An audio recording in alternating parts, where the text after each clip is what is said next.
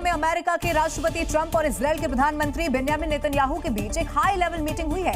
इसी मीटिंग में नेतन्याहू एक इंटेलिजेंस फाइल लेकर पहुंच गए थे। ट्रंप ने इस फाइल का एक एक पन्ना बहुत गौर से देखा है। इसके बाद जो कहा उसके बाद ईरान में कोहराम मच गया है। तो क्या दुनिया का सबसे विनाशक B-2 बॉम्बर ईरान में फिर बम गिराने जा रहा है? क्या ईरान की जमीन फिर से खून से लाल होगी? क्या ईरान फिर से अपना न्यूक्लियर प्रोग्राम शुरू कर चुका है? ट्रंप का इशारा जून 2025 में हुए उस संघर्ष की ओर था जब अमेरिका ने ईरान के परमाणु ठिकानों पर हवाई हमले किए थे।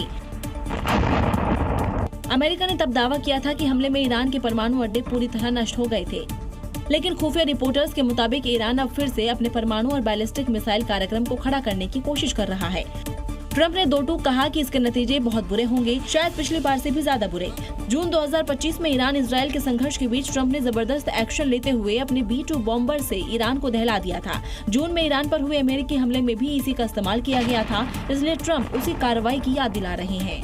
और अहमदाबाद से अगली बड़ी खबर मिल रही है, जहां दो गुटों में पथराव हो गया है। सोशल मीडिया पर पोस्ट के बाद ये पूरा विवाद बढ़ गया है। सानंद तालुका के कलाना गांव का ये पूरा मामला है। 30 लोगों को अपडेट ये है कि हिरासत में ले लिया गया है। खेतों में छिपे ड्रोन से पकड़ा गया है, यानी कि ड्रोन से वहां पूरे इलाके की निगरानी की जा रही थी। अभी भी और लोगों को चिन्हित किया जा रहा है जो भी इस पथराव में शामिल रहे होंगे। आप देखिए कैसे छतों पर चढ़े हुए आपको लोग नजर आ जाएंगे। फिलहाल पुलिस का भारी जाब्ता वहां पर तैनात है।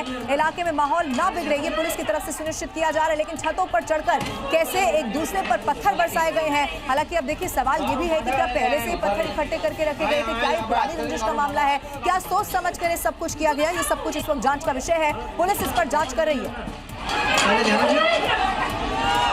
उत्तराखंड के अल्मोड़ा की बात करते हैं, जहां सुबह एक दर्दनाक सड़क हादसे की खबर सामने आई, जहां भिकियासैंण विनायक मार्ग पर एक बस अनियंत्रित होकर गहरी खाई में जा गिरी। इस पूरे हादसे में 7 लोगों की जान चली गई और कई ऐसे हैं जो जख्मी हो गए हैं। घटना के बाद इलाके में अफरा तफरी मच गई और राहत बचाव कार्य तेजी से शुरू कर दिया गया। बस भिकियासैंण से रामनगर जा रही थी और सुबह करीब 6 बजे द्वाराहाट से निकली थी। रास्ते में बस अनियंत्रित हुई और गहरी खाई में जा गिरी। वीडियो में आप देख सकते हैं कि हादसा कितना भयानक है। बस हवा में लटक गई और उसके परखच्चे उड़ गए। खाई बेहद गहरी होने के कारण बचाव कार्य कठिन था, लेकिन स्थानीय लोगों की मदद से लोगों का रेस्क्यू किया गया। घायलों को सरकारी अस्पताल में भर्ती करवा दिया गया है। सीएम पुष्कर सिंह धामी ने बस दुर्घटना पर दुख व्यक्त किया, घायलों के जल्द ठीक होने की कामना की।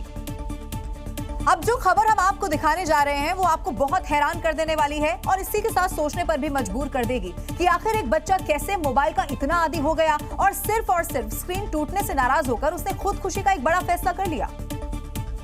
अब अस्पताल में जिंदगी और मौत के बीच झूलता यही वो बच्चा है जिसने जहर खाकर खुदकुशी की कोशिश की, क्योंकि इसकी मोबाइल की स्क्रीन टूट गई थी। माँ के पास पैसे नहीं थे, इसलिए वो तत्काल स्क्रीन ठीक करने से इनकार कर रही थी।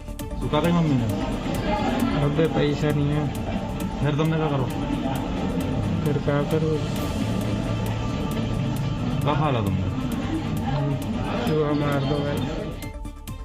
जानकारी मिलते ही परिवार वाले इसे तुरंत जिला अस्पताल ले गए। डॉक्टर से प्राथमिक इलाज के बाद उसे मेडिसिन वार्ड में भर्ती कर ऑब्जर्वेशन में रखा है। हालांकि अब छात्र को अपनी गलती का एहसास हो गया है। ये घटना सबक है, क्योंकि हर घर में बच्चे हैं। जरूरत है हम अपने बच्चों का ख्याल रखें, मोबाइल से बचाने की कोशिश करें।